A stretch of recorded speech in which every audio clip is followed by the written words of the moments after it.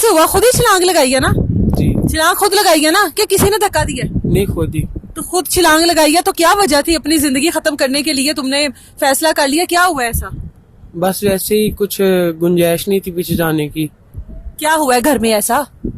पैसे नहीं थे पास। जब तो आया पैसे तो नहीं है सब पास तो नहीं थे। कमाते नहीं हो कुछ?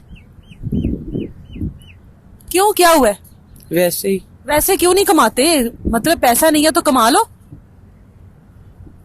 पैसा कमाया नहीं जाता? असल इसकी ये स्टोरी है, ये बताना चाहता है ये काम के सिलसिले में निकला है। अच्छा। लेकिन यहाँ पे दरबार पे रहा है, घर से इससे इसने 50 रुपये लिए हैं। इसने बताया है कि घर से मैंने 50 रुपये लिए हैं, लेकिन बाहर मैंने निकला हूँ, कोई काम धंधा ऐसा नहीं मिला। क्योंकि अगर मुझे कोई काम मिलता तो मैंने किसी से सिगरेट मांगा, वो भी मुझे नहीं मिला। तो मैंने बोला अगर किसी ने सिगरेट मुझे नहीं दिया तो कोई मुझे पैसे भी नहीं देगा, और मेरे पास शनाख्ती कार्ड भी नहीं है, इसके पास है। तो मेरे पास शनाख्ती कार्ड भी नहीं, मुझे काम कौन देगा?